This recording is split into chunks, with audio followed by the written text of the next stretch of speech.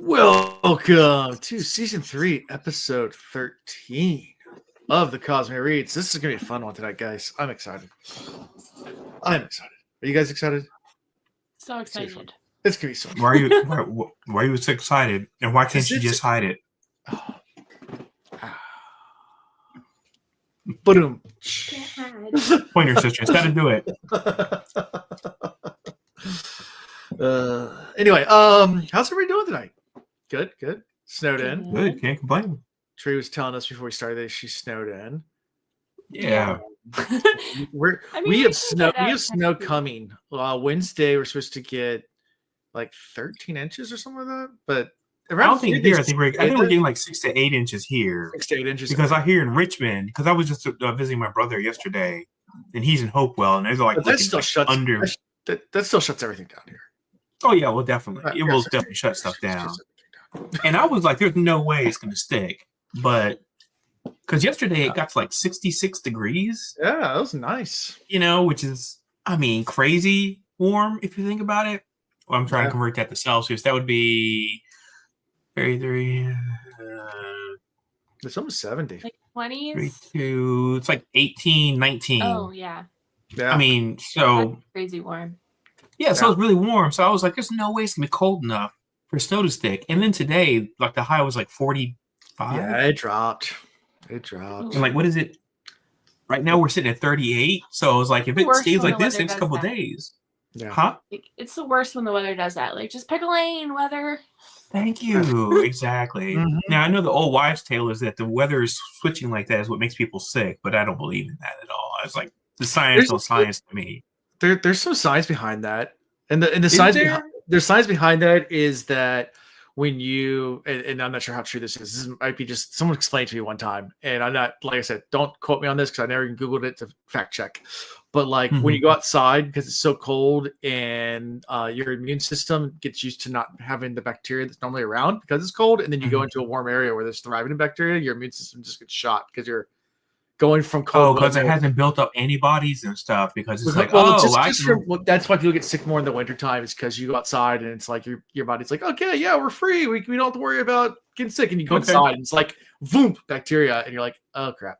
I want to check the science on that. I don't know the science is true on that, but like I know that's someone. Yeah, still, I mean, I'm curious.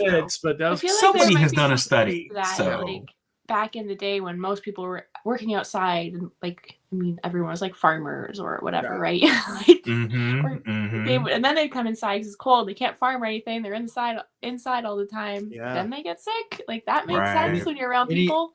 Yeah, there it is. You're around people. You're touching doorknobs and stuff. Yeah. There it is. Yeah. With your safe hand. Ooh, no. A safe hand. Hundreds of years ago.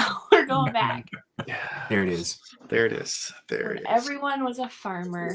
Sickness. We have like sickness going through my household like crazy right now. Oh yeah. Well, you already had some. I did last week. But then now my son has 102-degree temperature, which is sick. And then everybody else has low-grade fevers. So it's fun in my house. I have just fine. Yeah. Well, that's what happens when you pick up your kids with oven mitts. You never get like sick. So well done. Yeah. Well done. That's how you do it. Yeah. Well, besides the fact that my kids, my one super sick kid, like literally coughed in my face today. So like that's what they do. It's like, thanks. Oh yeah, they love that. Thanks. And they wait till you pick them up. They're like, well, it was funny because it's actually his birthday today, which actually is my 3-year-old. Oh, happy birthday! Wait, which one's birthday is today? My youngest. He turned 3. Oh, nice. 3? Jesus, 3 years. Yeah, 3. So he didn't want cake. Growing up so fast. Yeah, he didn't want cake. He wanted donuts. So I went and got donuts this morning for him. Nice. And of course, like him being sick, like we get back to the house and I open the donuts to show him to him. And as soon as I open the box up, he goes, like all the donuts. I'm like, thanks. Oh, God. Where'd you get the donuts from? Dunkin' Donuts. I just want Okay. Dunkin'. Yeah. I only say that. I only ask some questions because we don't do Valentine's Day. We do something the 14th of every month just because I'm like, I don't buy into Valentine's Day. But the only thing we do for Valentine's Day is we go for a sunrise drive and get donuts somewhere. Okay. So typically it's been across the water over to this place called Ringo's. Oh, Ringo's. Okay. Yeah, but this place opened up here. Huh? Sugar Shack's good. That's in Gloucester, I think. Okay. Well, anyway, so this year we went to there's a new place. It's like here in Newport News. It's been open like a year. It's like Dough something. Anyway, went there and good stuff. But I'm like, yeah, I'm always curious about donuts. I don't eat a lot of sweets, but every so often I'm like, I just want like a donut. We bought like all these donut holes and stuff. All that stuff is in the freezer now because there's no way I was gonna get through any of that stuff. I basically eat like a sliver of a donut. And I'm like, I'm good. Yep. That's all I needed. Just enough. American portions are terrible, so I just don't buy into it. Yeah. I don't eat a whole plate of food. Yeah. So, and I'm sure as heck I ain't gonna eat a whole donut because they're huge. They're like huge, like behemoths, and I can't do all that. Yeah. I feel like I'm the only one drinking. By the way, you guys not drinking? I never drink. Like it's very rare that I take that back. Here. I know for a fact that you have. Yes, I do. It. I have. But okay. Since we've started this podcast, I have drank twice. Oh. I buy that though. You don't really drink every episode. I know one time you drank a beer because it was like kind of a similar type of beer is like Alan was drinking. Yeah. I was drinking. It was like it was a dark beer that my friend called it like a coffee crisp beer, which is like a Canadian chocolate bar. Okay. So I had the beer, and then I had a peanut butter whiskey one time because we were talking about jam a lot. Was that the Screwball? Yeah. Okay, I thought. We had a conversation about this again because it's another jam episode, but I don't have any, and I'm not going out because it's too snowy and cold. Too snowy. Oh wow. Yeah. See, I would DoorDash it to you right now. I'd be like, hey, hopefully I get there. I've mentioned this before. I am a bad Canadian. I need to live somewhere warm. So I did try January. Stay where you're at. I did dry January. So I didn't drink all of January, and I just haven't drank since February started, just because I hadn't drank all of January, and just got out of the habit of having drinks. I got it. So I've not had a drink. I've not drink since New Year's Eve. I don't know. Well, I got a friend going dry for the entire year, 2025, and I'm like, oh wow. Yeah. Well, actually, take it back. Her husband is going dry. And then because you can't have two people in the house and one of them like just like glugging it up and the other one's like, sure. I'll have another Lipton, So unfortunately, she's basically said I had to dry up too. I've seen it happen. Like, so I mean, I think my one of my brothers, for example, he had drinking problems, so he'll admit. I mean, he went to meetings and everything, and was an alcoholic, and so he stopped drinking, but his wife still drinks like crazy. Right. So it doesn't always happen that way. Well, but, and the thing is though, that's a terrible excuse for somebody to get back in a drink just because somebody else drinks. I mean, otherwise you're going to be terrible at every social interaction anywhere because there's going to always be somebody around you that's drinking. Sure. So you got to have the wherewithal to be like, I'm not going to partake. Yeah, I haven't really missed it much. I mean, it's been nice not to have be hungover and stuff. Nowadays, I get hungover so easily. I didn't used to when I was younger. That's the reason why I drink so much water. I drink crazy amounts of water. Like, I love water. For every cocktail I'm having a glass of water, and that's the reason why I never get hungry. I'm appreciative of that. But anyway, today I'm having a paper plane. There you go. Yeah. Nice. Yeah, I think. So I got a bottle of Amaro Nonino, and I was like, yeah, I'm gonna make these paper planes now. So yeah, Pythos is what is he has coffee crisps. Ooh, yeah, you should have one. They're yummy. They're one of my favorite candy bars. Is that actually made with coffee, like caffeine or something?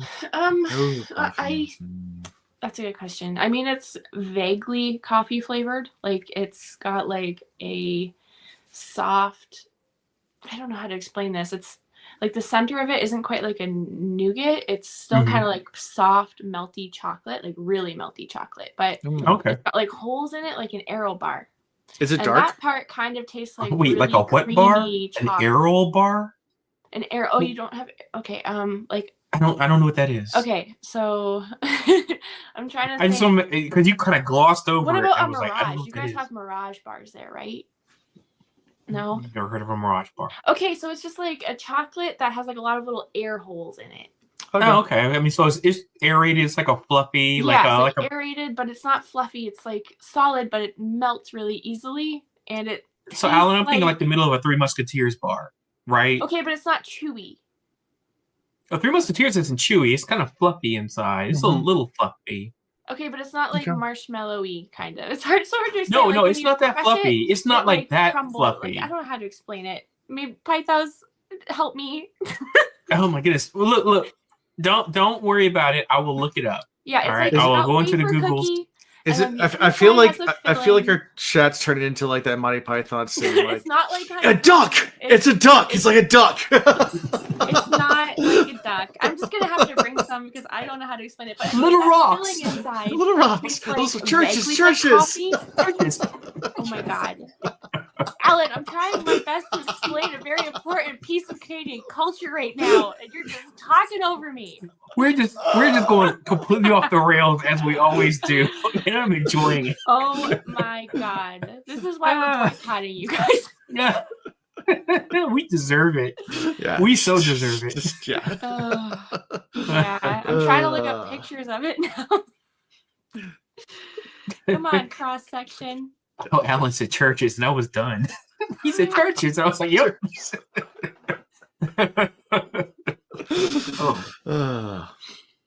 Anyways, you're trying to find pictures. Yep, this is what it looks like. Okay. So it's like wafer, and then this middle part here, which is still solid, tastes like really creamy, sugary coffee. Okay. Now, does it actually have caffeine in it? Because if it does, it probably does because it's chocolate. Well, not chocolate doesn't. Not all chocolate has caffeine in it, but if it's got a coffee thing in it, then it probably does. Yeah. I'm just curious because it's like I'd really like to try it. Because it shows the bubbles. Oh yeah. But it's that was really aerated. It's not like marshmallowy. It's like melts in your mouth. Nice. Like a Twix. Like. I mean, it's got wafer like Twix. We're talking too much about this. Kit Kat bar. No, we're not talking too much about this. This is like something I'm extremely excited about. I'm gonna bring some to you guys in 4 years when I come back to your country. In 4 years? No, you gotta be here in like a few months. Come on now. I can't. I don't think I can. Oh, boo. They shut the water down. And that's fine. Look, I will just have to like make a stencil kit. And then I'll just do it like myself. We'll figure it out. We'll figure it out. I was like, if you couldn't come down, I was like, I always have a backup plan. I always go for make sure I got a plan B just in case. But plan A. Yeah, I really want to still. I really want you to come down. It's still down. up in the air. It's still up in the air. We'll see what happens. Yeah. If nothing else, come down, hang out, have fun, all that kind of good stuff. Yes. And I still do have my JordanCon ticket. I just don't know if I'm gonna do that either. So I don't know. Everything's up in the air. I thought you said Jordan. Oh, you still? That's right. JordanCon. That's right. When you were talking about staying with friends, I could be getting confused I was gonna come hang out with you and paint your wall until JordanCon. And then you had some friends you were gonna hang out with, and then I said if you needed a spot, I had the extra bed. I was like, so you need to get away because it was like you said you was like 4 people in your room or something? There's like 30. Yes, but before that, I was going to come to your house, paint your wall.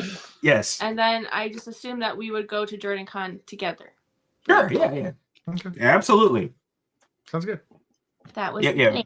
But if it works, and if it works out, great. If it does not, hey, it is what it is. I mean, and I understand. I mean, you're traveling from out of the country, all that kind of good stuff. I mean, you got to be safe and feel like, you don't want to get in a situation where you're not comfortable. Don't want to be in that situation. So yeah.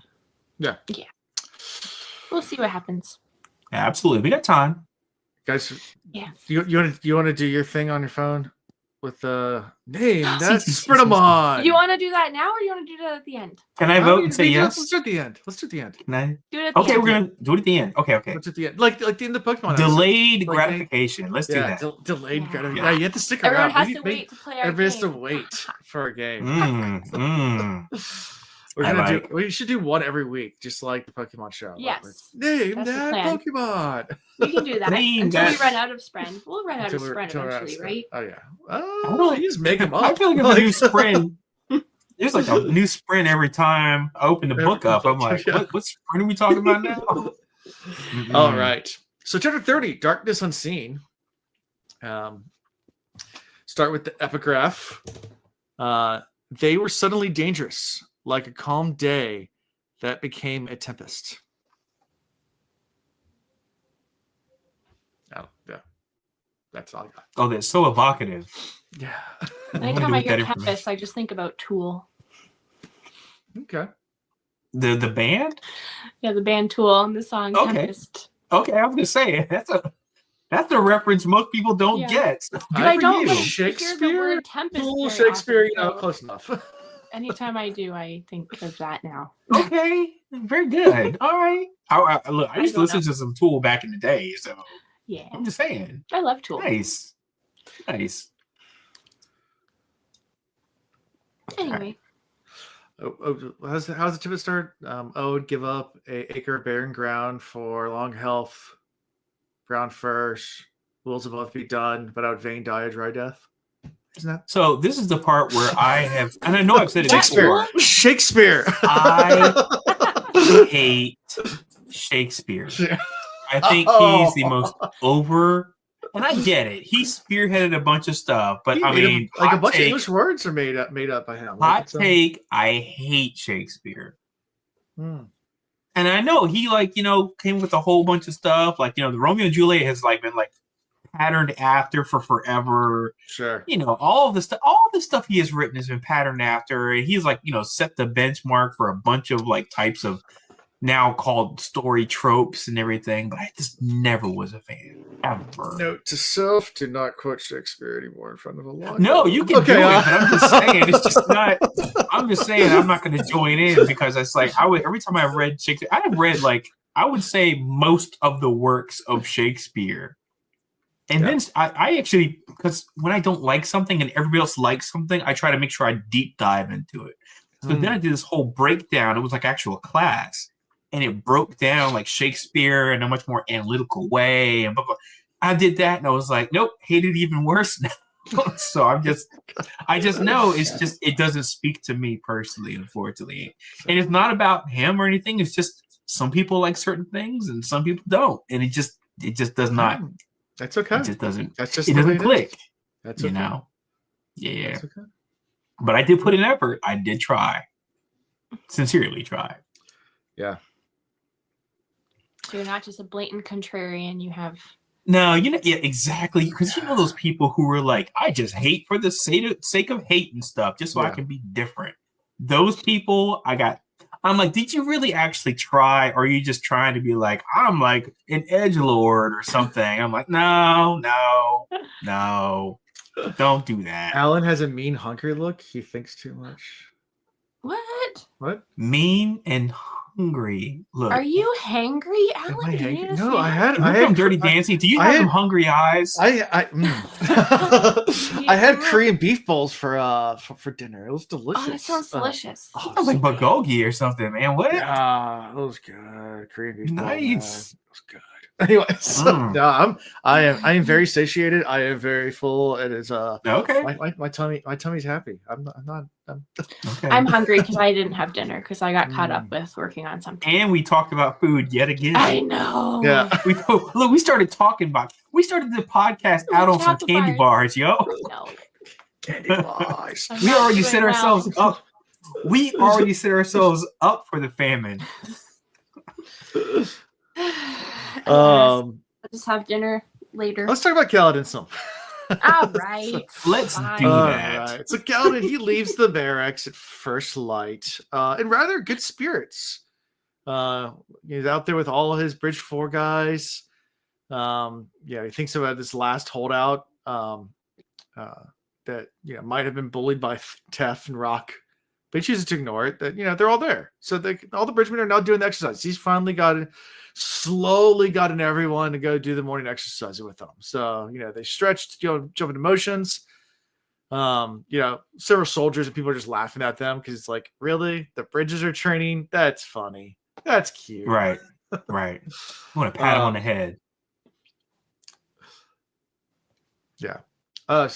a quote from Julius Caesar by that's Cassius New Found. Got it. Sorry. Yeah, all of us. Yeah. Yeah. It's still, I mean, after they're done practicing, there's still some time for breakfast. So, not too bad. Mm-hmm.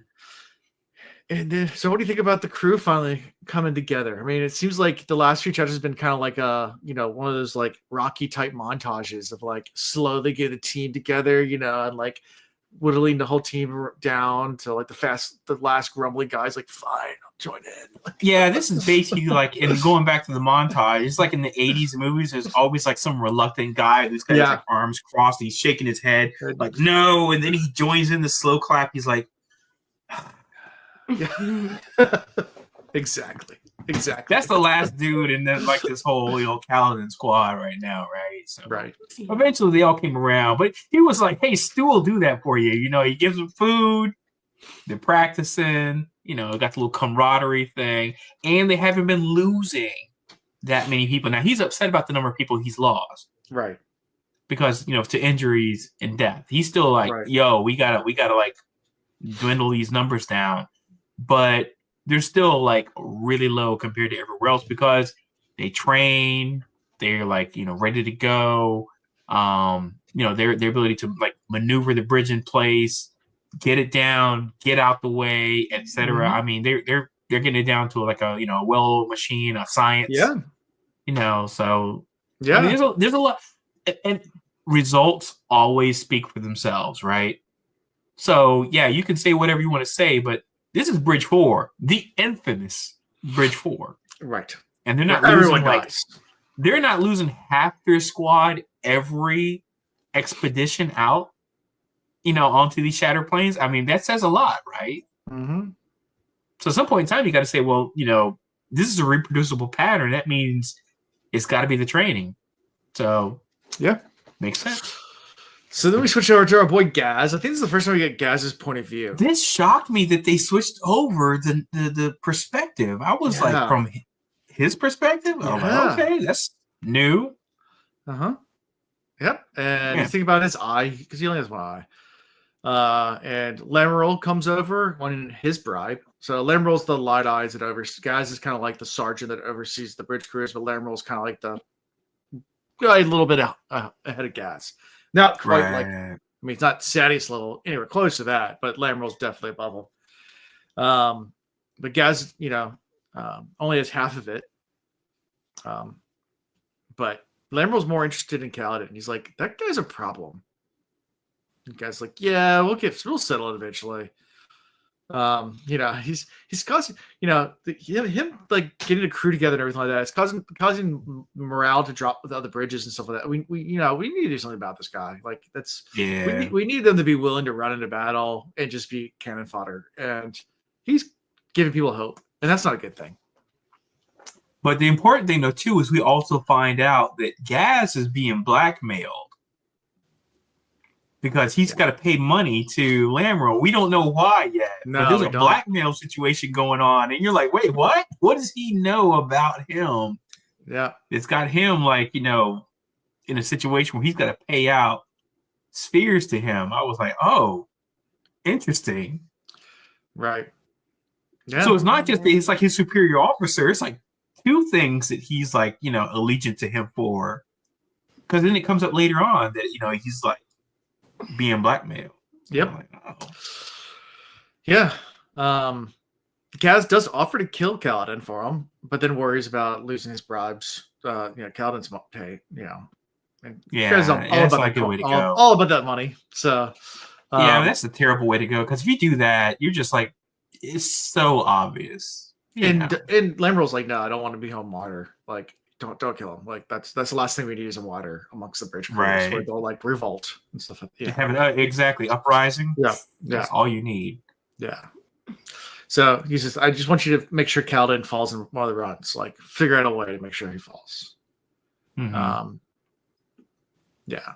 Before leaving, he threatens Gaz about making him a bridgeman himself if he doesn't, shape up. And Gaz starts to worry if Kaladin doesn't get killed. He might end up becoming a bridgeman. So, because he might not be able to pay off his debt. Right. The blackmail debt. The blackmail debt.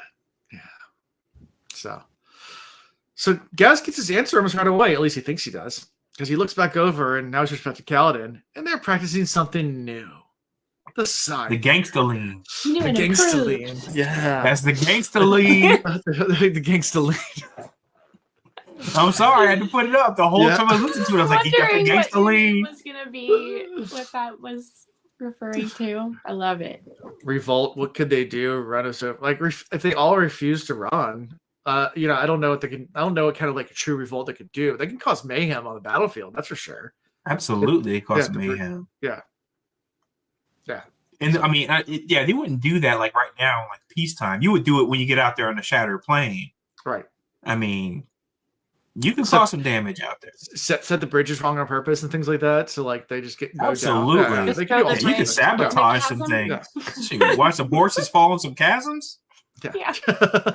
Mm-hmm. So yeah, so they're practicing this new thing. Yeah, the side carry. The gangsta lean.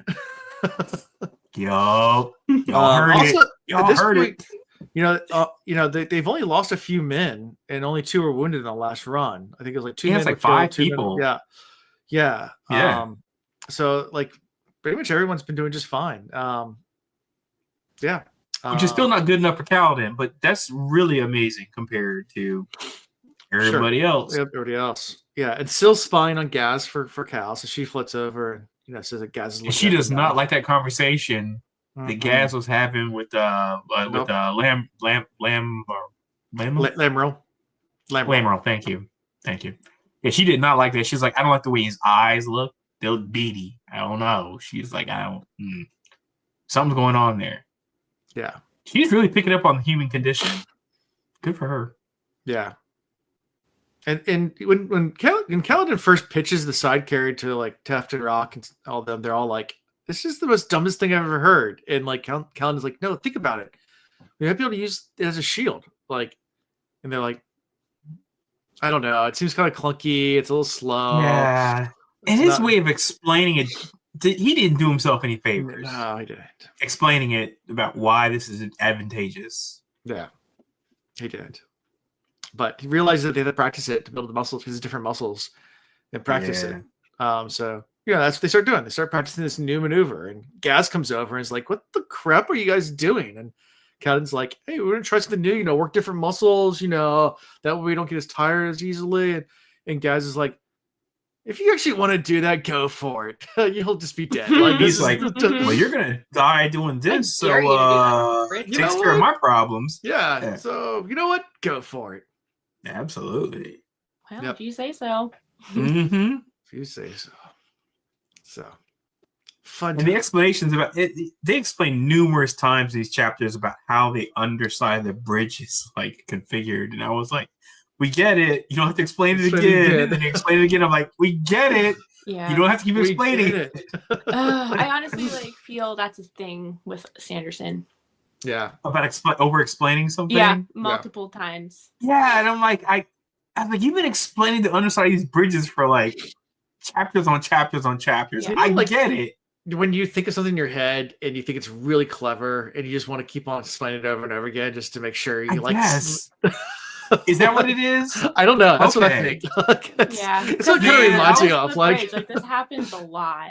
I was like, if he has to mansplain this thing one more time to me, I was like, we get it. There's the thing. It rests on the shoulders. It got cutouts for that. We get it. We get it.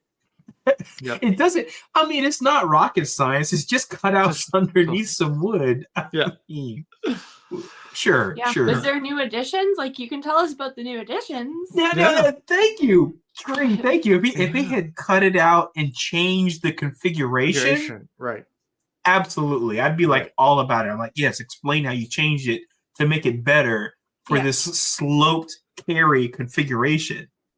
But he didn't. It was like, okay, we're going to carry it a different way. And I'm like, okay. So he was padding by pages on this one. He was like, go ahead, just throw a few more pages on here just to Yep. Yeah. Just to tell you something. Like all the stuff that he's repeated and explained, the book would go from like this to like this. Thank you, Tree.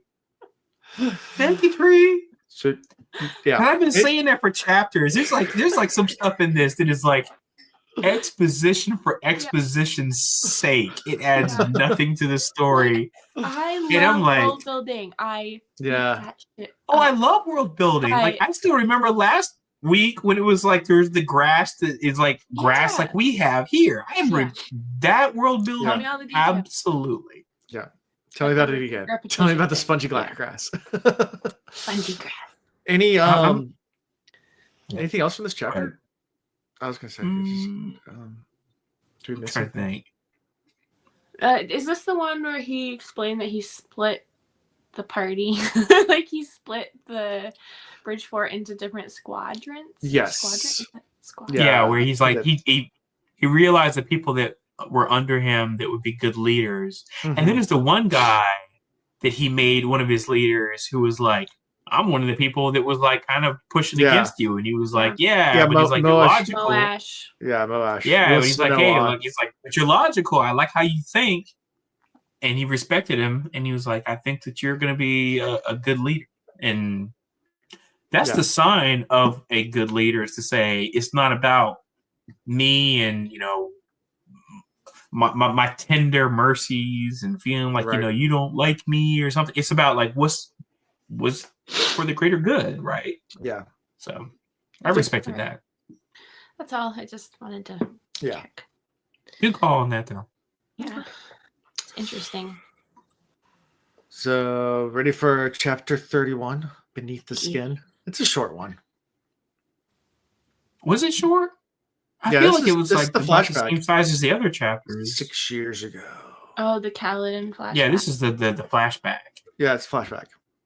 Yeah. The next one's long. This one's pretty short. Like, that's right. There's only one of these. So the first 3 chapters we read were like all about the same length, in my opinion. This is 4 chapters. The fourth chapter was like the longer. 40 minutes. Yeah. Yes. So this one was a short one because this is a flashback, and it's Lyran, and he's been drinking, and he tells Kaladin, like, after you leave Hearthstone and go to Kharbranth to study, don't come back here. It's not worth coming back here. And Lyran's kind of drunk, and you have that moment where it's like, I told you that you come back and help your village out, but this place is just your skills beyond here. Don't just make something better of yourself. And Cal's kind of like wondering, why so many people mistrust his father, and he's answers just because you look under people's skin as a profession, people just don't like it. Yeah. And around that time, there's, I guess it's around that time that there's a knock on the door.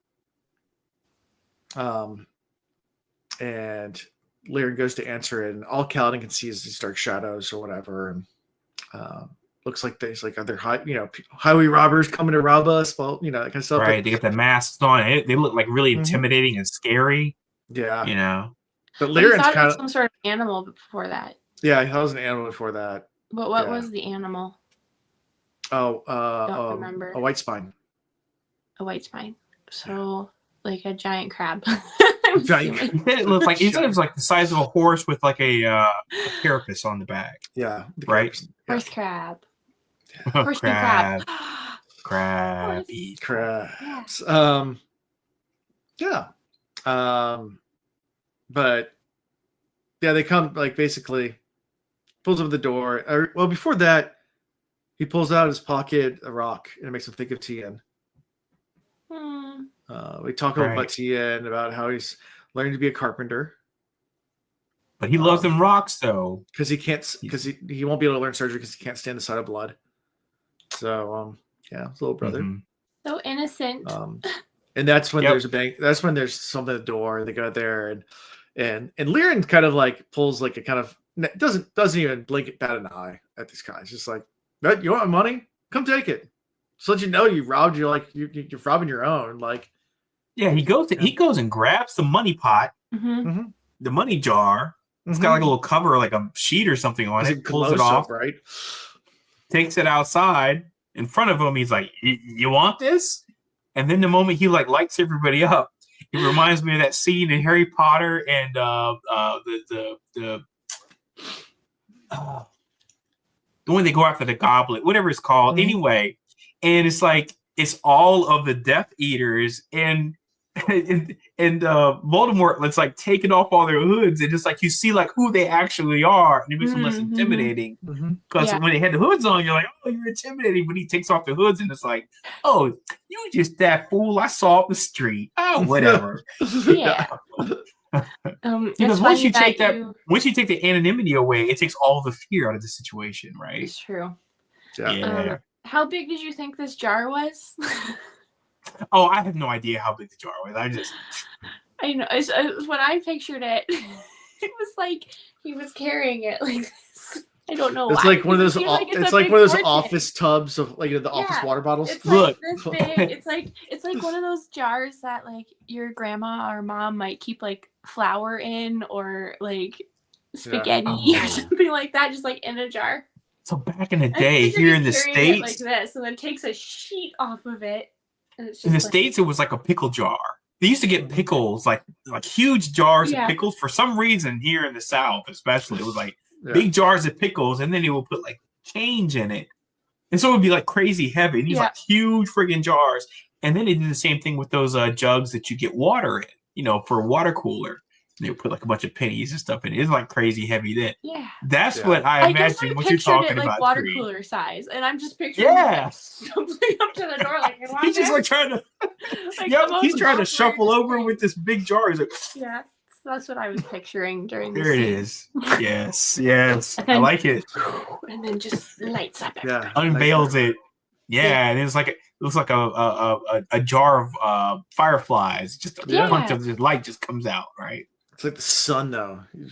Like he says, it's so bright. Yeah, so bright. He just like lights everything up, and he's like, "Oh," and then Calvin is like, "Oh, you that guy with the limp?" Yeah.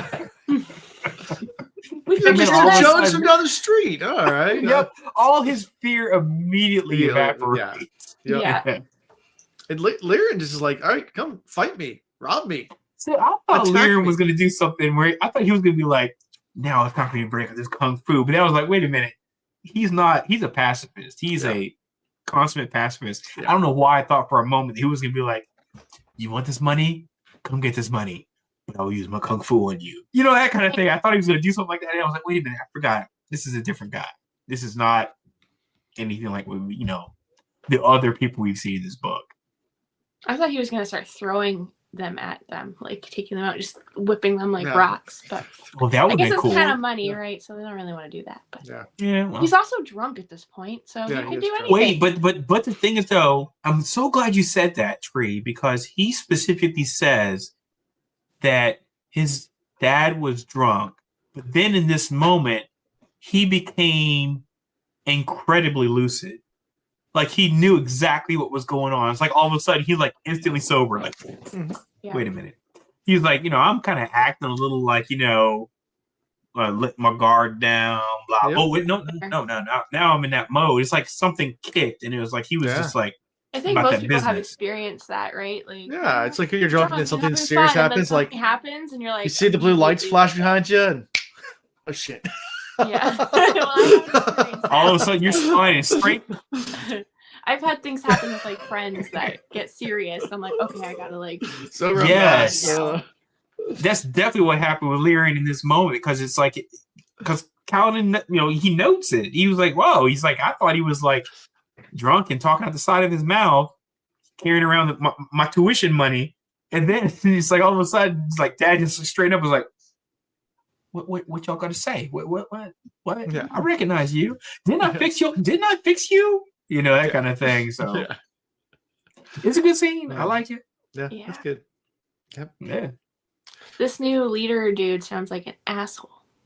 Oh, he's the worst. Mm-hmm. And he's obviously done some really terrible stuff to get placed here, which I think is said by Kaladin. It's like he must have really messed up. Yeah. Yeah. To get sent all the way out here. Yeah. I don't like him. He's a jerk. Oh, he's definitely problematic. Yeah. So anything else from this chapter before we move to chapter 32, side carry? Theory time. I feel like for some reason, and this is going to be completely left field, but I feel like, because we haven't been told about what happened to Tien, I feel like Tien gets killed because of something this jerk leader does. Okay. I don't know what it is, but he's got it out for Lyran's yeah. family. Yeah.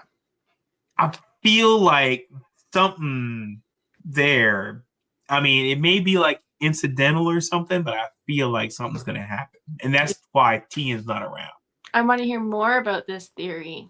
Mm-hmm. And I'm what you think that it. thing could possibly be. I haven't really put enough thought into it yet, but I feel like that's going to be the connection somehow or another. Something here, because Tian is such a good, he's talking about just like an innocent soul. Baby angel. Thank you. And this guy is like the opposite. He is basically like this devil incarnate jerk face, wad's mouth.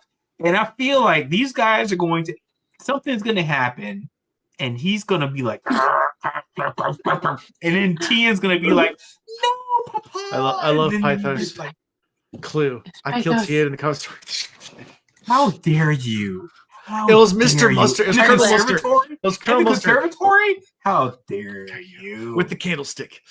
Oh, that's right. Usually it's a candlestick. It's something like that. It's a candlestick. Oh my goodness. Oh, I've never played Clue. I mean, this is not as bad as the never played Zelda thing, but I've never played Clue either. Clue's not as bad.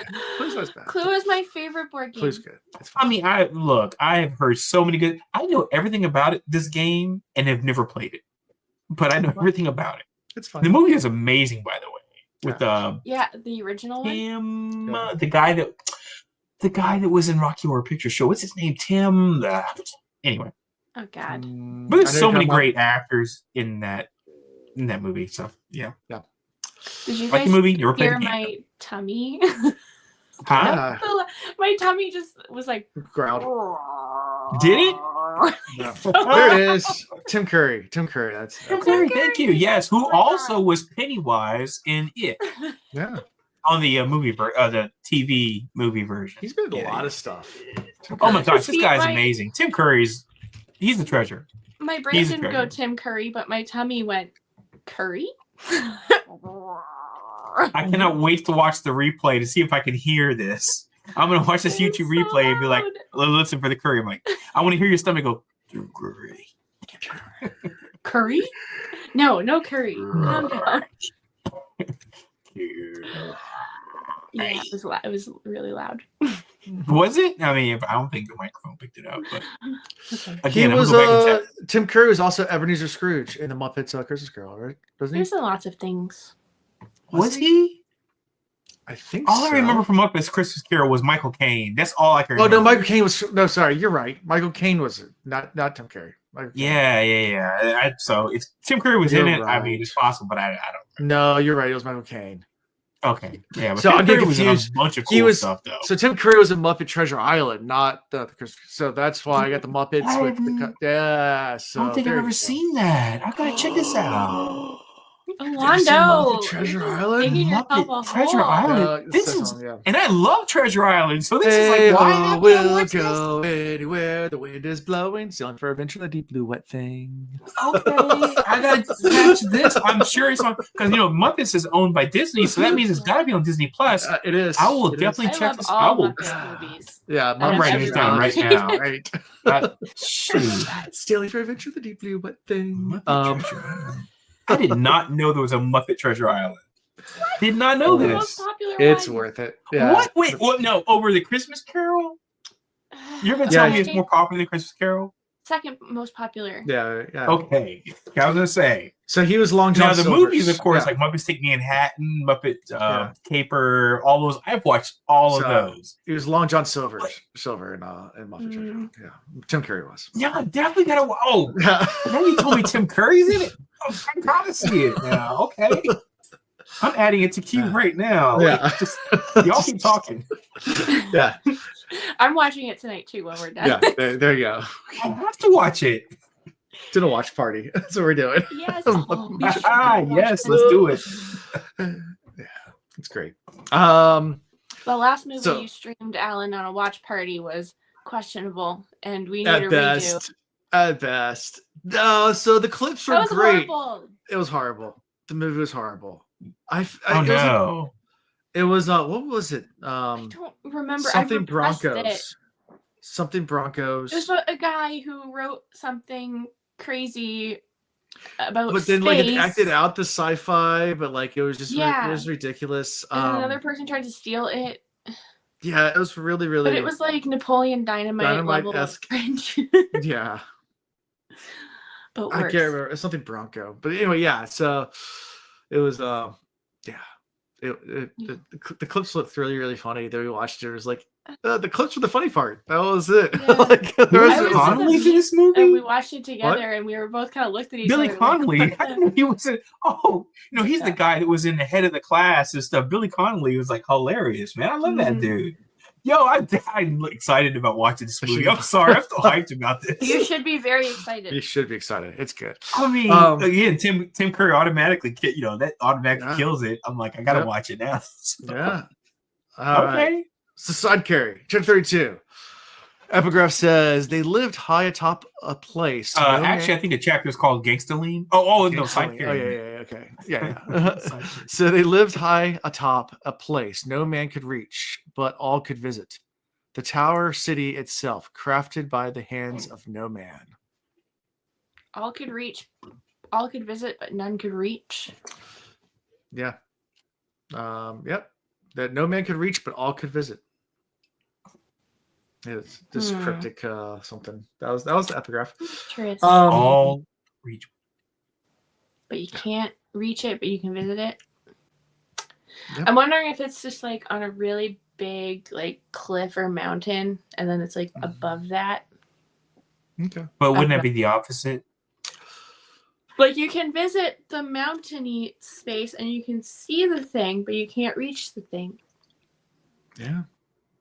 Like it Machu Picchu. If you go up the wrong spot, you can see Machu Picchu, but you're not there. You're actually like you can travel there, but you can't quite get down there unless you went down the right path.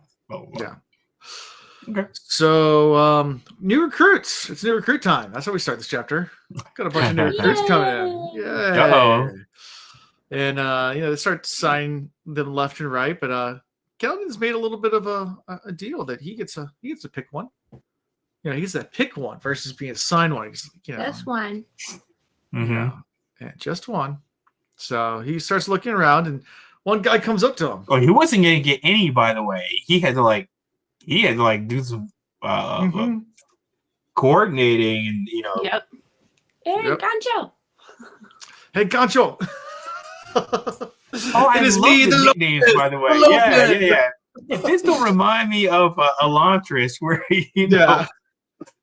all the nicknames and stuff, and I loved them. The Lopin. Yeah. We're back in this mode now, and it's like in the audio book version, it's like he speaks like really, really quickly.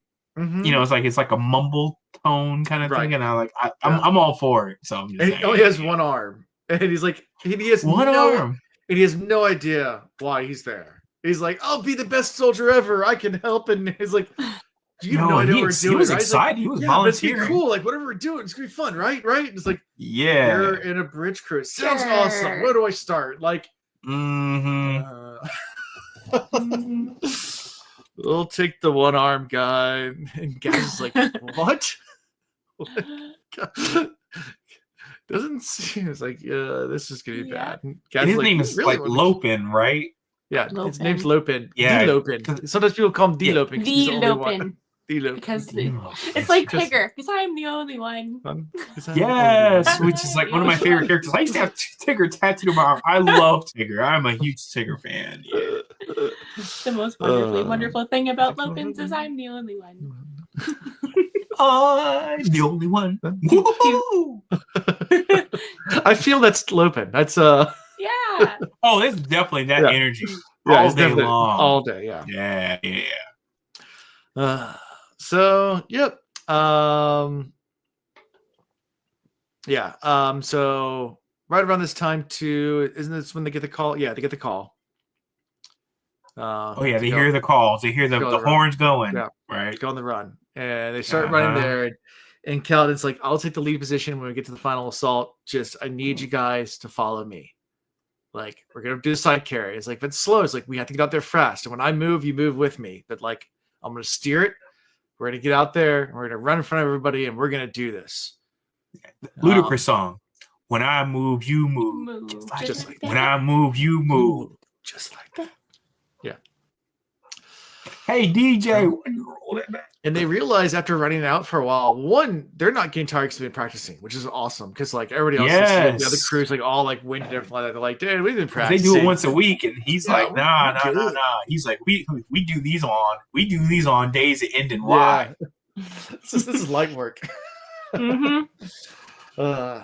So they run out there and they realize it's assault on the tower, that's what they call it, the tower. It's this really large plateau that's way far out there, and they've never successfully won a battle. Is that the thing that's on the front of the book? The tower is because it's a higher plateau on the front of this book, and I've been like wondering the whole time. I was like, what's so special about this one particular plateau? But it's like way up above all the others. The front of the book is the tower. Yes. Okay, the book's right behind you. Can we see it closer? Huh? That's Wind in Truth. Hold on. Oh. I can pull it up. Mine's on my bookshelf now. I just know what it looks like when I do the audiobook. He just always shows the cover of the book the whole time. We were also talking about the tower a few chapters back. It was. So it looks like Dalinar trying to Let think me about share my screen. Yeah. Oh, okay, yeah. So I don't know if that's what that represents. But that's what I see every time listening to this book. So yeah, it was Dalinar and one of the other high princes that were talking about doing something with the tower. It was like very prevalent in that chapter in the conversation. Map. Yeah, but yeah, they never won a battle out there. So, but Kaladin has his new technique, and they go into it, and sure enough, first line of arrows comes. Shifts to the side carry maneuver, all the arrows just slam with the gangster lean, slam on the side. And then they're like, while they're reloading, let's move over to the other side. So they're zigzagging their way. Then they zig, they zag. Mm-hmm. Then they're like, oh no, they're coming back. And then they zig again. And then and Kaladin's like, wait, they stopped shooting at us. Oh, they realized they stopped hitting. And I was like, oh no, that's not good. Yeah. And Kaladin's like, oh, well, I guess they realize they can't kill any of us, so they'll just go after the other one. I thought he was gonna say, oh, they stopped shooting because they're waiting for them to zag. Mm-hmm. You know, where they're more exposed. Right. But then when they zagged, nothing happened. Like, nope. They just gave up. Like, no, let's go. We're gonna wear out everybody else. I'm like, let's go for another target. And so they get there, like, first, lay the bridge down, look back, and realize that most of the other bridge crews have now fallen. Like, they've all taken huge amount of hits. And because of their zigzagging, it broke up the other, because other bridges tried to do the same thing. And, like, because they saw, like, oh, we use a shield. So they started doing it, but none of them practiced it. So they all start just, like, getting mowed down. Mm-hmm. Like, next thing you know, like, the whole plan is just basically, and their timing is off too, which is so critical. So that way they can get the cavalcade across at the same time, right? Right. Yeah, I just assume a bunch of them just dropped the bridge and we're just going. And they get down there, and everyone's so excited because they didn't lose a single person. Like, Kaladin, you did it! And he looks back and goes, "No, she's the chaos. No, nope, we're fucked. we screwed the entire army." Yeah, he's like, us doing this to save our 30 people. We ended up probably like sacrificing the lives of like hundreds. You know, ruin the assault. And basically ruin the entire assault. You have basically made this whole thing pointless. Yeah, that's rough. Yeah, and Kaladin's like, no, we're fucked. Mm-hmm. So tells the crew, and he's just like, all right, everyone stay down. I'll go handle it.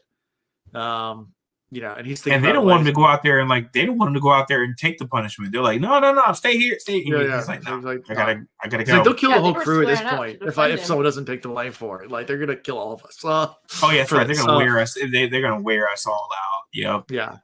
And shows up, and Lamriel and Gaz are there, and they are pissed, livid.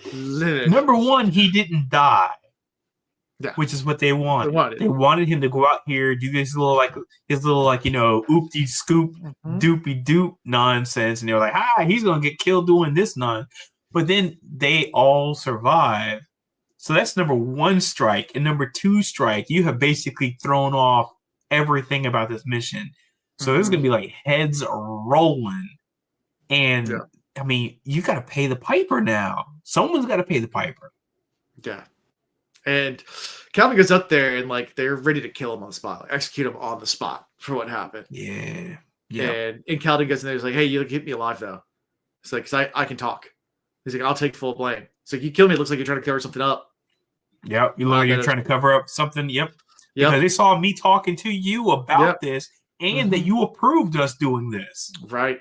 So of course, not that there's no, witnesses to that conversation, which he says. So you're going to need me to talk. And Earl's like, "Fine, just beat the crap out of him. They don't kill him." And the scene ends with him being beat the crap and his spheres falling out of his pouch, and they're all dun spheres. They're all the Stormlight's gone. Yeah, they're all dead, basically, like useless. Yeah. So and we end the chapter with Kaladin getting the crap beat out of him by soldiers. Is that what happened? No, I thought at the end they were like caressing him and they were holding him like no. I don't remember that. No, not quite. No, not quite. Oh, okay. No, he was getting kicked in the ribs. No, he was getting his baby back ribs broken open. Mm-hmm. This guy is he's not gonna be a good place when we resume next time. Any thoughts on why his spheres were out done again? Because this has now been mentioned multiple times about his spheres going dark. And I am like, this is not something that's happened obviously his entire life. Well, we haven't really seen him in ownership of spheres when they do these flashbacks to him and his dad. Right. Because he didn't have the spheres. His dad had the spheres. Mm-hmm. So I don't know. I got nothing on that. I'm more interested in my theories about Tien. Yeah. Okay. Interesting. Okie dokie. I'm just being honest. I mean, that's all my theory time efforts are being like focused there. Yeah. Kaladin's in for a rough time though. Oh yeah, well he's already in a rough time. So he's always getting paid with crappy spheres. That's true. He is getting paid with crappy spheres. So he is getting paid with crappy spheres, but I feel like there's like something else going on. Because if that was the case where everybody's got crappy spheres, why aren't they complaining that your spheres are like all dark? Yeah. As well. Yep. So I feel like something else is happening there. Either he's affecting the spheres, he's pulling from the spheres. My minor theory time is that he somehow or another is pulling something from the spheres and using that energy to basically be able to somehow or another augment his luck around him, which is what has allowed them to be successful in their bridge runs. But that's a really low-hanging, anybody could come up with that theory kind of thing. So I don't feel like anything I've said there is really groundbreaking. Anybody reading this would probably be like, yeah, it's probably something like that. Okay. And we have seen whatchamacallum, the first guy in the first chapter do that, right? Who, Seth? Yeah. So, but like intentionally, right? Intentionally, right. So, but for the final chapter 33, cymatics. Yes. Not cymatics, cymatics. Slide, my girl. Which is actually, once I reread this chapter, I remembered that is a real thing. It's like when you put like sand down the speaker waves, make all different patterns, music. Yeah, which is really cool actually if you watch it happen. Like, have you seen that? Back up. What? So I didn't know this is a real thing. So I have not looked into anything about it. Like cool, when you put sand down and you play different frequencies, it makes different patterns. Well, of course. I mean, it's just wavelengths, so that makes sense. They're really cool. Like when you put sand down. Hold on. So it is wavelengths, but it's the cymatics, I guess. Let me see. This is gonna be a little loud, but I'm still gonna play it anyway. Oh, sorry. Share screen. I want to play this video real fast, and hopefully I get copyright for it. Can you see it? Mm-hmm. Yes. Right.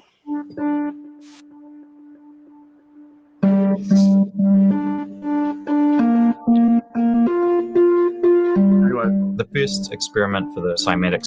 Anyway, so get the idea. Yeah, I've seen things like that before. Like, where science time, yeah. So the different, like, make different patterns with sand. Right. Anyway. Yeah, I've seen that. Yeah, cool. I didn't know it was called cymatics, though. So that's the new part to me. But I've seen them do that with like paper and beads on paper. Yeah. Like powder, black powder on paper, and they've done that. I've also seen like the cornstarch water mix thing, like the oobleck or whatever the heck it's called, like the sound waves as well. Non-Newtonian fluids. Yeah, it's a non-Newtonian fluid. That's what it is. Is a non. No, he's right. That's non-Newtonian fluids. Yes. Yeah. Yep. In school, you call it oobleck because it sounds cooler than non-Newtonian fluid. Oobleck. Once you get to a certain age, you say it a different way. Yeah. You sound all pompous. That's right. That's what we gotta do. You're like, non-Newtonian fluid. Non-Newtonian fluid. And even Newton's like, oh, get the fuck out of here. Newton's like, sit your ass down. Fun times. Quicksand is actually a non-Newtonian fluid.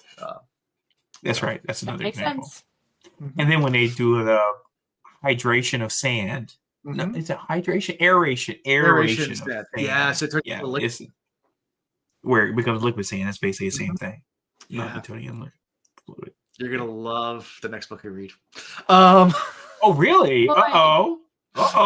Just in the Emerald Sea coming up next. Okay. Melty sand. No, I love physics though. We get into physics. Yeah. You'll get excited. We get to do physics. Excited.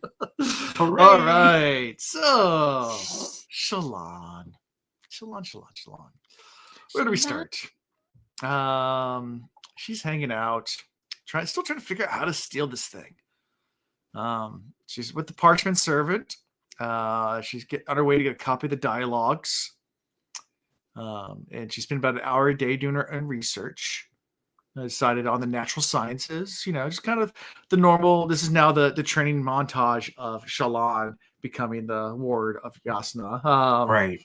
She's instead of like the Rocky running and like going up, she's just reading books and books and books. Right. It's the 90s what's montage. The thing called the building that they're in, which is basically like an upside down pyramid. What is it called again? The archive? No. I know what you're talking about.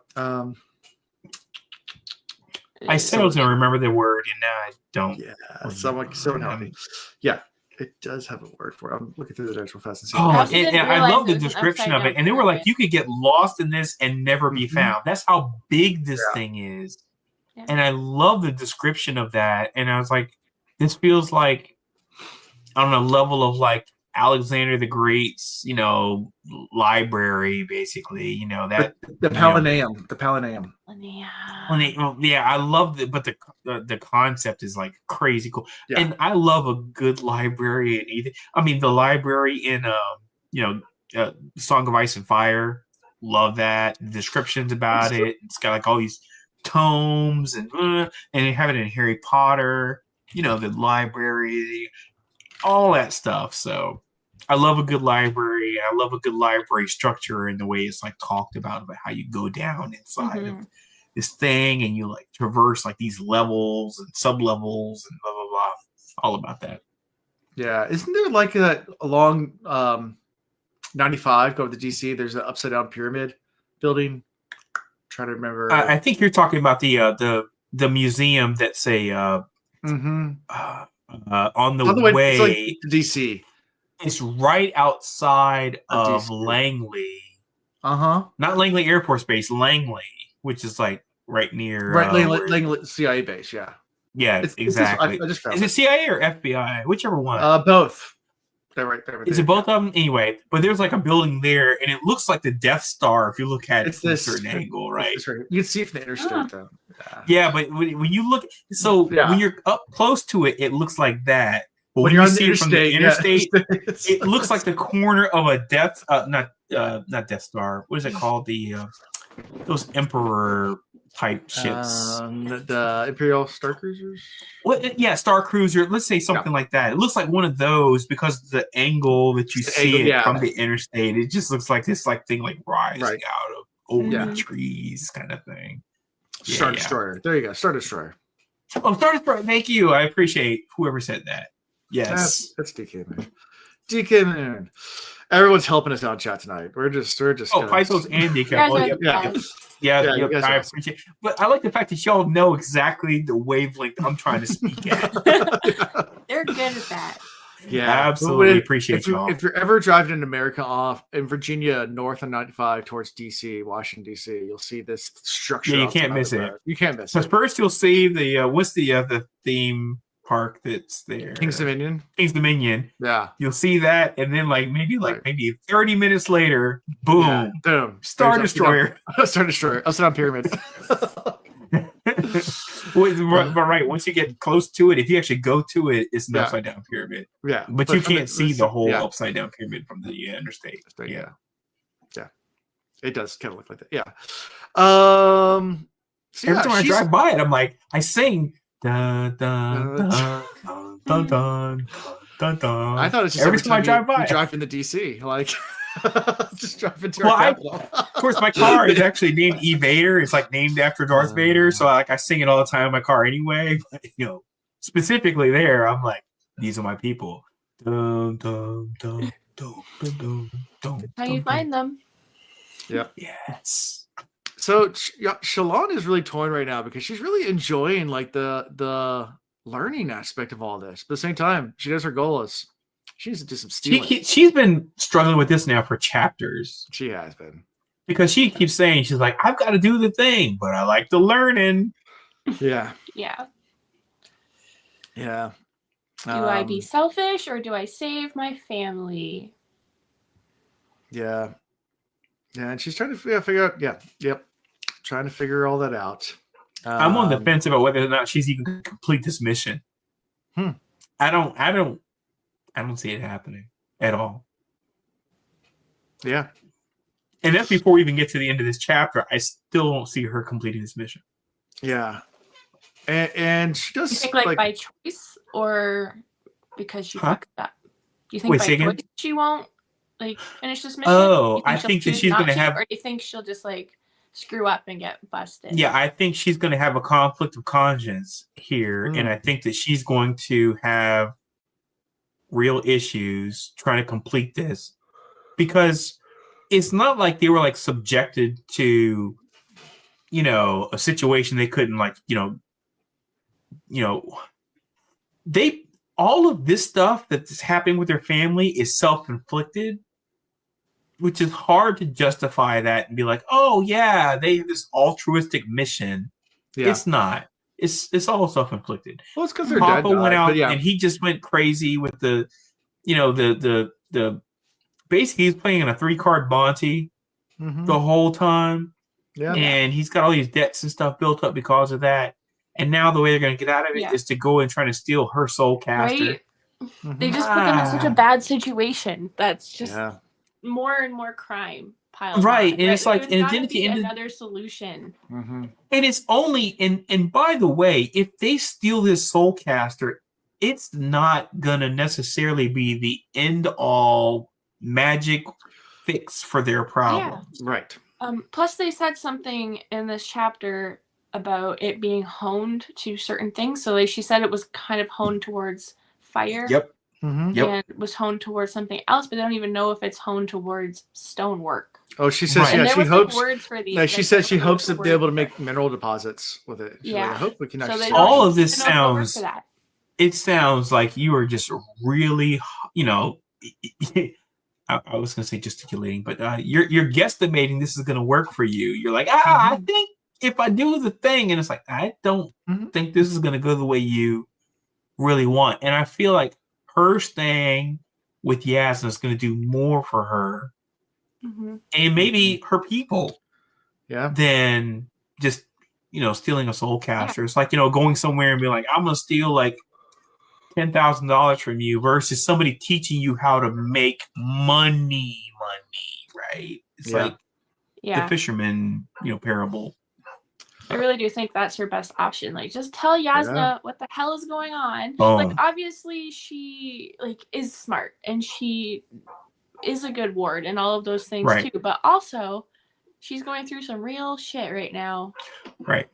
So I think just explaining to Yasna would be the best course of action. Well, does she do it? Yep. I don't remember. Which is the reason why I think it's great that you don't remember stuff like this, because it's like you get to like kind of read along and be like, hey, how does this thing work out? But I agree with you. And it's not about, hey, I need you to fix my problems. It's like, hey, this is what's going on with the infinite knowledge that you have. Yeah. What do you think would be the best things for us to focus on for me and my family? Yeah. She can even throw it to her as a philosophical problem. She could even take herself out like, so I have this friend who everybody's got a friend. Yeah. You say she's just a asking friend. for a friend. What would you do in Say this she's situation? just a friend. Oh baby, ooh. You got what I mean, that always goes over well, right? Like nobody ever catches on to that. No, it has never been caught on to. Nah. I've been tricking fools for 20 years. I'm like, hey, I got a friend. I got a friend who I got a friend, yes. And he has a nostril problem. I don't know, I'm making something up. He picks his nose a lot. Yeah. So after all this, Shallan goes back to her alcove, and Loverboy's there. A little crushing hard on Shallan. Cab still. Is he crushing on Shallan, or is Shallan just crushing on him? Or do you think it's? He's showing up with some jam, and keeps on saying he's there to see Yasna, but only Shallan likes the jam. I think it's liberty, mutual. I'm just saying, it's mutual. Okay. Yeah. Look, he's bringing through the special passionate jam. But I don't know how to feel, because like people do nice things for people that are close to the people they really want to get to with ulterior motives. Not dudes. Are you sure? Are you sure about that? 100%. Not dudes. I'm gonna tell you right now. Look. But he's an Ardent. He can't even can Ardents get married and stuff? I just assume they're like priests. I don't think they can. So he can still flirt. He's still a man. He's still a man. Like dedicated. They're not eunuchs. He's dedicated to like God or whatever. Like I don't know. Yeah, they are religious figures. I don't trust. No, we can start getting into like the Catholic Church. They were dedicated to God. How many years did they do some things they shouldn't have been doing? True. That's all I'm saying. Anytime I read a Sanderson book and there's any kind of religious figures, I just immediately don't trust them. They have to earn that from me. Boom, there it is. That's the reason why I'm saying he bringing that slow jam. That's I don't know. I guess we'll find out. Bringing that Jamie Foxx. Talking about Anita Baker, Luther Vandross. Yep. About to set this party all right. I mean, the slow jam. He's like, hey, girl, that slow jam for you. Yeah. I want jam. I'm hungry. I know we keep talking about food. How do we keep doing this? It sounded so good too, and they talked about it so much. Oh, the jam sounds good.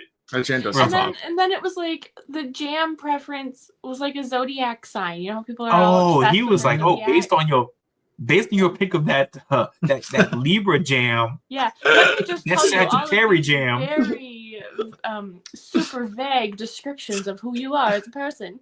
Yes. There's I can't remember who the comedian is. There's a comedian that has a whole bit about that. You know, like astrology is just excuse for people to be like racist, you know, but like without like because you're like oh, Aries gross, like discriminate against people because of their date of birth. But you know, I've never understood that, and people ask me all the time about like, and by the way, I'm not even trying to be like stereotyping, but it's true. For some reason, in the Black community, they love talking about astrology. And I'm like, I don't get it. And then we ask all the time, what's your sign? I'm like, positive? I'm like, Now I do have a cool sign because I'm a Gemini and I have a twin sister. Cool as hell. again, I check out on that. And then they're like, oh, yeah, I can see that about you. I'm like, no, you couldn't. I was like, if I told you I was a Cancer, you'd be like, yeah, you definitely a Cancer. And I'd be like, I don't even know what a Cancer is. I'm like, Sagittarius, all the crab people. Yeah. What? I don't know. I got nothing on that. Come on. I have fun with it sometimes. Like I know enough about it because I have a lot of friends that are super into it. Yeah, they try to control like my dating life and everything. Like, no, you can't see them. They're just curves it.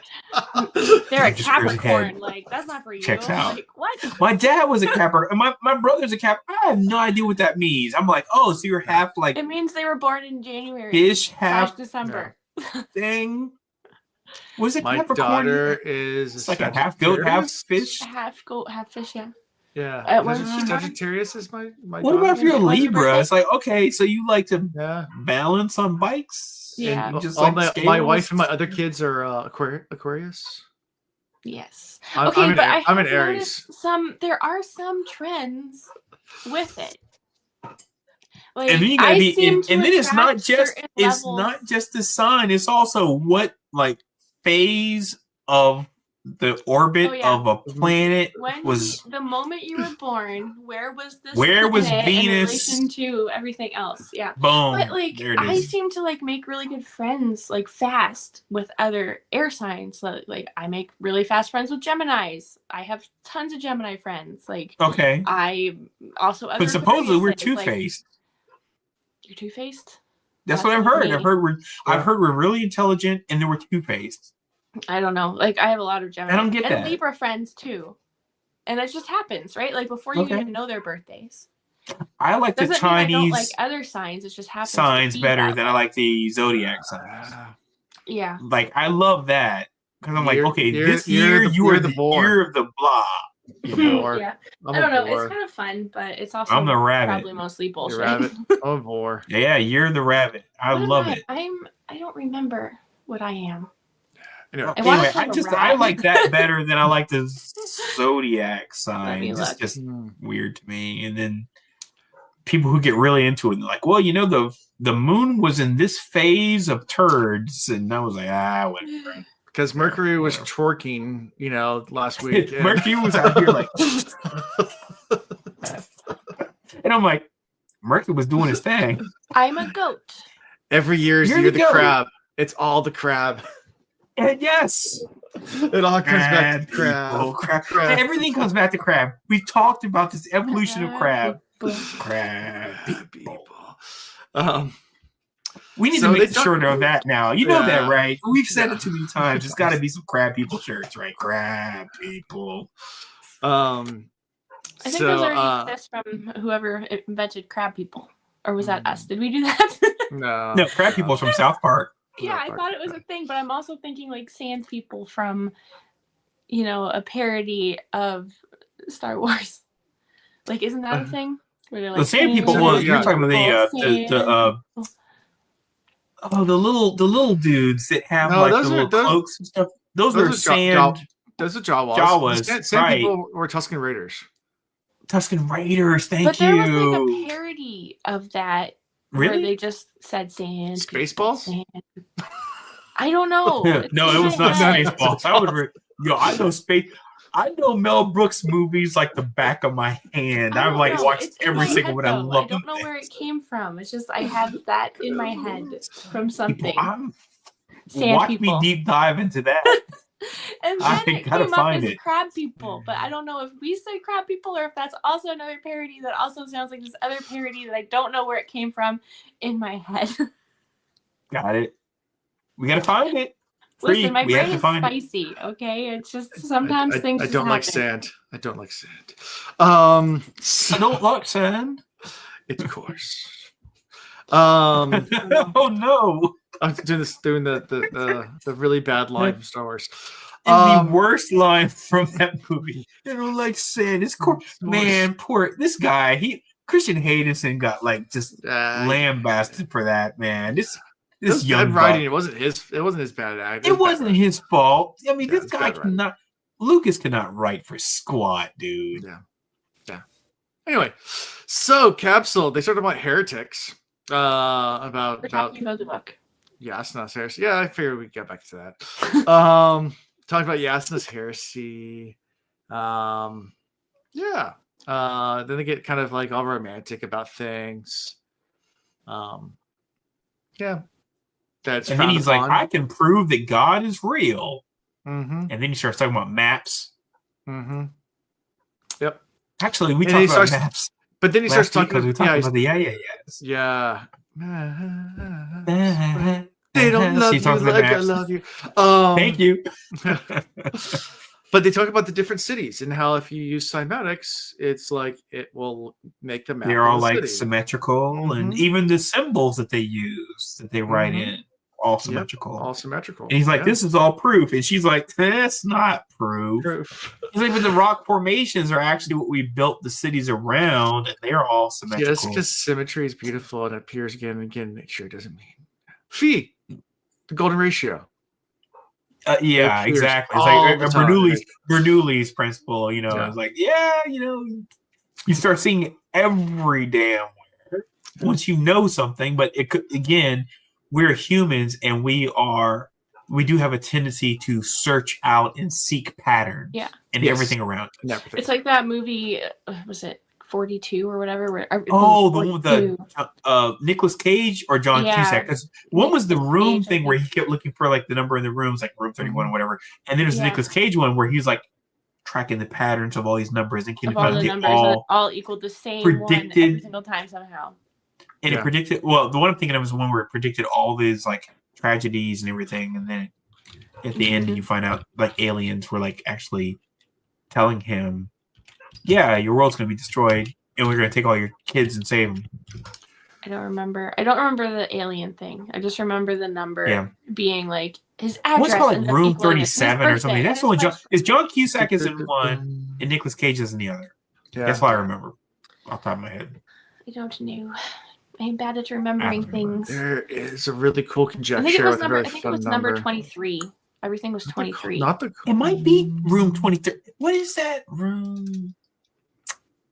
That's definitely one with John Cusack, though. Let's see what it's called.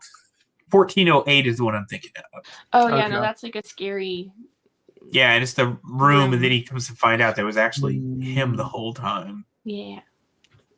That movie. And then the one with Nicolas Cage and the number... I think it's 23 is the number. Yeah, Nicolas Cage is the number 23 one. I think that's the right one. Yep, and that's the one. Yep. Knowing, yeah. Is the movie I'm thinking of. Yeah. That's Knowing is the movie I'm thinking of. And that's the one that ends up and it's like aliens at the end. I actually enjoyed that movie. I don't know if it got rated well. I think it got rated really poorly, but I liked it. I thought it was interesting. Because there was like that plane like crashed right in front of him, like when he was on the highway, and it's like the number of fatalities in the plane meshed up with the numbers that he had on his board, and that's when he's like, "Oh, yeah." Anyway, so patterns. Yes, like patterns, numbers. You say the golden ratio, like you see that everywhere. Yeah, Fibonacci spiral. Yes, everywhere too. That is in like every graphic design thing ever. Oh, that's true. Yeah. Absolutely, Fibonacci is. Oh, yeah. I'm naming obscure stuff. You're right. Fibonacci is the one. Well, the Fibonacci sequence always converges on phi, the golden ratio. It converges on that. Yeah. But there's also another number. I was trying to look it up. There's a cool conjecture. It's not the Coles conjecture. It's something else. But like where there's a certain number, and if you rearrange the number, no matter how many times you do it, it always falls back to that. If you pick any number in the entire world, and you do this similar formula with it, it'll converge back to this random number, like 2,872 or something random like that. But like, it will always fall back to that same number. Wow, it always comes back. Any number in the world will fall back to that. Like, it's a really cool conjecture. But there's a couple of like, random numbers like that. Anyway, so yeah, Coles conjecture is a really fun one too. If you ever want to go down the sorry, we went into the number theory one of the podcast. Our bad. Yeah, Coles conjecture is an unsolved math problem. That's really it's a really simple one, but no one's ever been able to solve it. So it's fun. Cymatics. Shallan's like, yeah, cool. I know what cymatics are. I'm not really impressed. And then Yasna shows up, and she's like, yeah, why is he here? And he's like, oh, I'll be on my way. And she leaves. And then Yas is like, yeah, that guy, bad news. You watch out for that guy. See, and I trust Yasna with my entire life. So if Yasna doesn't like him, I don't like him. But the most important part is like, has he asked you to steal my soul caster yet? And I was like, oh, drop moment. I was like, this whole time she's been struggling with like how I'm gonna get it. She's like, now I'm like her like bathtub attendant, blah blah blah. And then she's like still like trying to like make sure she like kind of hypes herself up. He's like, I gotta steal this thing. And then she's like, has he asked you to steal my soul caster yet? And she's like, huh? What? Just wait a minute. Scapegoat. She's like, think about the question you were just asked. Because she was like ready to like spill the beans, like, yeah, I've been trying to steal the whole time. She was like, wait. No, he has not. She had to like compose herself. But the fact that she has already been on the awareness that might happen means that her plan is already scrubs McGillicuddy. She's already not going to be successful because Yasna's already been looking out for the possibility. She's like, yeah. But she's thinking of it being from an external, influence, getting her coerced into doing something like that. Not that she was going to do it on her own volition to try to save, like, her, family, blah, blah, blah, lineage, etc. Yeah. So jaw drop moment right there. I loved it. Yep. Yeah. Well done. I love the way that she came in and was like, oh, you're doing the thing with the cities? Cool. Did you do this city? That city doesn't exist. Like, does it? Or can you not do the little magic trick? Yeah, man. She's bold. I love her. She's so freaking bold. Yeah. She's like, whatever. Whatever you talking. Amazing. Yeah. I hope that she doesn't hurt me emotionally at any point. Because it's sad. She's distant. I don't. I know, but I would actually be more upset if she Valinor. gets killed, which I feel like is going to happen. By the way, another theory time. Theory time. Yasna's going to die. Yasna's going to die. Why would you do that? I'm sorry. Why would you say that? It's something about it, and I feel like that's going to happen. It's inevitable. Well, I don't like it, so I disagree. And I don't know why, but something about it just says she's not going to survive. That's my theory time. Okay. And I hate it because I like her a lot. I like the fact that she's logical. Yeah. She's emotionless, and she's like just, let's get down to the bare bones of everything. And she's not intimidated by like the people around her. I like her a lot, but I feel like she's not long for this world. I don't think it's fair to say she's emotionless. I think it's fair to say she doesn't let her emotions control her, but we don't know her close enough yet. So it's about her. You're saying she doesn't let her guard. Situation that would trigger that. Okay. That's fair. I can get behind that. And she did give Shallan multiple chances in the beginning, which means there was something that she liked about her that could have been triggered from an emotion, but we don't know. Right. So. Okay. That's fair enough. I like it. Okay. Well, do you like her enough to pick your favorite character for the week? Heck no. Not me. No. I mean, I do, but I have another favorite. I know who you're gonna wait. Well, I hope you're not gonna pick who I'm trying to pick, but I know you're gonna pick him. Who are you gonna pick? That was weird. Do you want me to go first this time? I went first last week. You did, but if I take your person, it's all right. Okay. Lopin. The Lopin.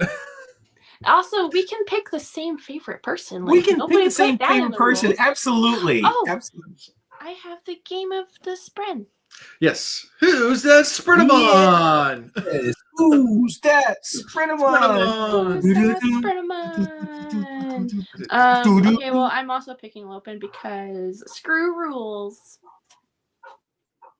Yeah, you and your rules. Yeah, rules. Don't you tell me how I need to live my life. All right, so it's gonna be one. So I'm gonna like slowly time. reveal strips of this, and you need to guess what this spren is. Oh, right, can you the feature first her, one. Alan? Can you feature her? So Yeah, like, I can. Yeah, like minimize me. So I'm not no, like hold on. reflecting you guys. Look, there's Alan. Let's go. Okay. Oh, that's too much me. Okay, this is the first one. Oh. I'm guessing nobody's guessed yet. I feel weird being on here all by myself. Okay, second.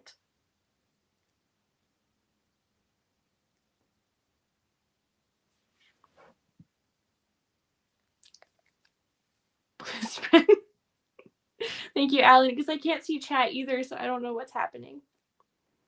Okay. Third one.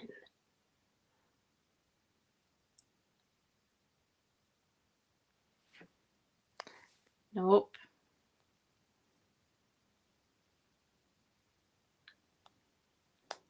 All right, this one might give it away.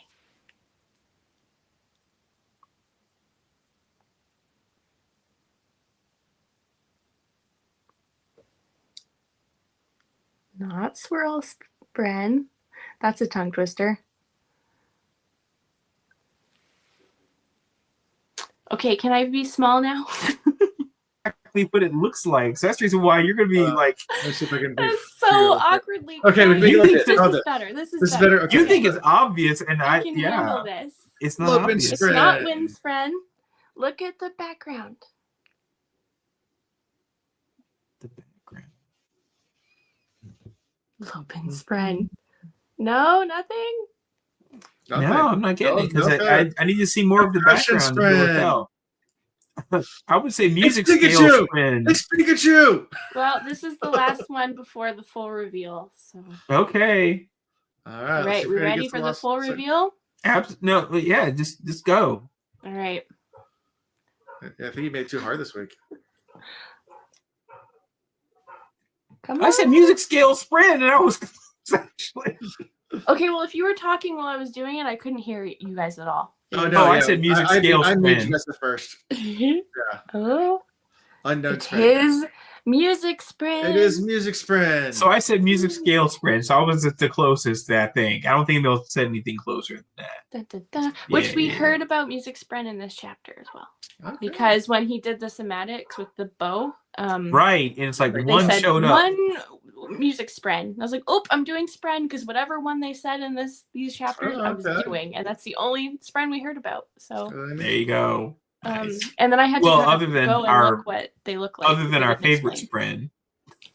The what? I said other than our favorite spren. Our favorite spren did show up, but other than that was the only spren was the. I kind of had like a bad idea to do Syl like on here and let other people tell us what kind of spren she is. That's spoiler. I know. I thought it was a bad idea. Yeah. I like the music spren one though. Yeah. Who's that Sprenamon? Who's that Sprenamon? Yeah. So I had to go back and look about what music spren actually looked like because they didn't explain in this chapter. But we heard about them in the first chapter at Dalinar's or like Gavilar's party thing. Okay. So where are you saving all of these images in a place where we can see all the sprens that you're making? On your phone. On your phone? until we get the card spren. Okay, got it. I haven't done anything with it. Because I want to see these things. I am so jazzed. Yeah. Oh, I cannot wait. I want like the whole deck of these things printed on cardstock. I'm putting like little vinyl like little sleeves and stuff. You can make it do it in Discord. Put it on Discord. You can upload them on there. You have a whole section just for Sprenamon. Sprenamon. All right. Yes. So next week we'll be doing 4 chapters again. 4. Okay. So chapters 34, 35, 36, and 37. So that's and are we still doing the guest appearance on another Yeah, the 23rd. Yes, I haven't got. It's coming up sooner than you think. Yeah, it's next Sunday at like 9:30. Yes. So for y'all who want to participate, hopefully, Alan, you can drop that. I will share it once they send me more information. I have not gotten the links. So at least if nothing else, we're just gonna put it out to y'all that we are going to be on guests on another podcast, and when we get the details, we will let you all know. Yeah, I haven't gotten details yet. But I did get we will allegedly be. No, I got it from last week, so I think we're still on. Let's see. Yep, we're still good. We're gonna go chapters again. Let's see. We're there. It looks like they're doing chapters 59 through 65 of Hero of Ages.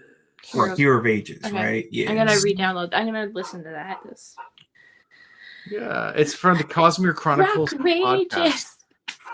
The Cosmere Chronicles podcast, and I don't know if they do live recordings or not. If they do, I'll send links to everyone. If they don't, then I'll send links out when they put the episode out. Okie dokie. If they're like me, it'll be like a year later. Because I take forever to put out episodes. I did put out a Cosmere Reads episode this week. I did. So it's from a while ago. Tree's still not on our actual podcast yet. She's on our YouTube, but I haven't got caught up. Oh yeah, I put out anyway. Only listen. Wait, what? People that only listen and don't watch it on YouTube. Like I haven't released. Haven't met me yet. Haven't met her yet. Oh my goodness, we're that far. Oh no, I'm that far behind. Yeah, I'll put episodes. We'll get there. Oh my goodness! Wow. Are they still real episodes? You're not unknown to the community. So people listen to it like you're talking about the Super Bowl. This is like summer. Like what are you doing? Yeah, the Cosmic. It is what it is. I put about what I can. I'm trying to catch up. I did two Willow Reads episodes this week and one Cosmic Reads. So I did 3. Come on, guys. That's a lot for me. These days. I mean, tell us you love Willow Reads more than us without telling us you love Willow Reads more than us. Oh man, she went in with the hot take. Okay, Tree.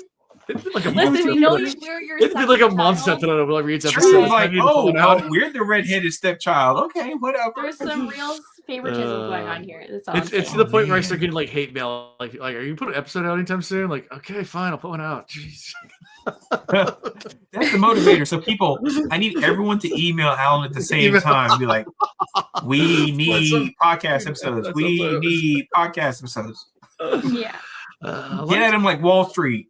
Like Occupy Wall Street. Occupy Alan's house. No. Well, it's not going to happen tonight because I'm going to go to bed. Then tomorrow night we're recording the Willow Reads. Maybe Wednesday night I'll put another Cosmere out. Maybe. By the way, I have been like watching the Willow Reads, and now I'm watching it. I basically watch YouTube on my TV. I don't watch it like on my phone or anything, so I don't chat. Yeah, but I love popping in and see all the stuff and being like, "Hey, I see y'all." Yeah. Because y'all start recording at 9 too, right? Yeah, it's 9 o'clock. So at 9 o'clock. I usually hang around for the first hour nowadays. So just to kind of see what's going on and see where you're at in the books and all that kind of stuff. I appreciate y'all. We have fun with it. It's fun. Yeah, and I love my extended family. Yeah, extended podcast family. All the reads. Yeah. All right. Well, it's like our big brothers. Or at least my big brother. I mean, you're all kind of like my big brothers. I'm a baby. Gone are the days when Alan obsessed over podcast numbers. Yeah, I used to actually track everything. And life got that's right. And by the way, what was the number today? We're on episode 78 today. Yes. Correct. I'm tracking numbers. Yay. Tracking numbers. See, Alondo's obsessed with numbers now. I don't. I'm obsessed with the numbers. Yes, I try to. Because it's insane to me that this is like 78th episodes that I've done of this show. I'm like, are you kidding me? 5 years in, and I got a whole brood of kids now that I didn't have when I first started podcasting. It's yes, it's a lot different. All right, it is crazy, but I love it. Yeah, it's good. It's fun. And I love the every time we can do a crossover, anything, whatever. Anytime that folks from other podcasts pop in the chat, or when I can participate with other people. Our other friend podcast. I love just harassing. Good luck editing tangents out of this one. I don't edit tangents out of any. Oh, there's no editing. We don't edit out tangents. You kidding? What? No, the podcast would be 10 minutes. No, we don't want that.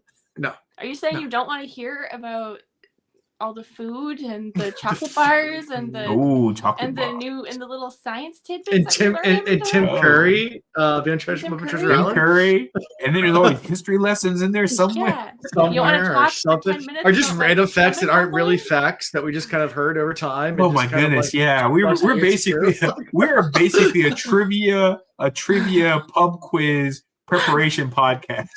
Yeah. Pretty much. Anyways, on that note, how you can be found is at thecosmicreads.com. There's sort of quizzes on there. Really fun. There's links on there. You can find links to like Discord, Patreon, merchandise, all that fun stuff, along with Discord, social medias, all the cool stuff. So yeah, like, subscribe, do all the things, write reviews. Will Reads versus Cosmic Reads pub trivia. When's it happening? We did do something like that for something, didn't we? We did it for charity. We just did the charity stream. And I was paired up with Ian. Right. We did the What a Fortune. What a Fortune. There you go. Thank you. Yes. Yeah. The only way that I will be beneficial on a trivia team is if it is about The Office, like the show The Office, or Disney. I could do both of those. Yes. Okay. So if we want to do something like that, but you have to focus on the other things because that's my thing. Because I can't help with anything else. I like to help out. Everything else, and I will cover those things. Okay, guys. So I will study all other things and all civilization. Yes. And then you will handle The Office and Disney. Yes. Got it. Yeah. Okay. I'm glad. It's funny. I used to run a pub trivia. Like the guy on the mic at a local bar, and it's funny because Jack Dempsey, the boxer from like the 20s or something like that, like there's a random question that I pulled. It was a Jack Dempsey question, and like the next week I randomly pulled another Jack Dempsey question, so it became like this ongoing joke whenever there was like people would always write Jack Dempsey when they didn't know the answer because there's like there's a chance it was always gonna be Jack Dempsey. Gotcha. By the way, Tree, have you listened to the Office Ladies podcast? No, I've heard about them. So, see, that's the reason why I'm good at it, because I listen to the Office Ladies podcast. It has all this behind the scenes, all this stuff. You got to get on top of that. I'm not really. If you want to be a true like pub trivia person, get in there. I will say it has to be the TV show only. Yeah. Okay. Make sure you watch the super fan versions of those episodes. That has the deleted scenes. Fun times. I have seen quite a few deleted scenes, but gotta get on that. Get on that, Tree. Fine. I mean, if you are studying everything else that's ever existed, I guess I can watch the deleted scenes of one of my favorite shows. Thank you. There you go. That's the least I That's can right. do. And then our team will be unstoppable. I'm also pretty good at like 90s grunge music. Nice. 90s grunge. Okay, got it. So I will study every other decade known to me. Yeah, got it. On it. We're gonna crush it. We are. We'll crush. All right, I'm gonna sign off.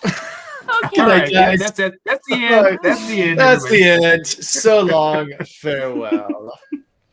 Thank you for watching the Cosmere Reads. Gosh dang, gosh dang fresh. Gosh dang, gosh dang fresh.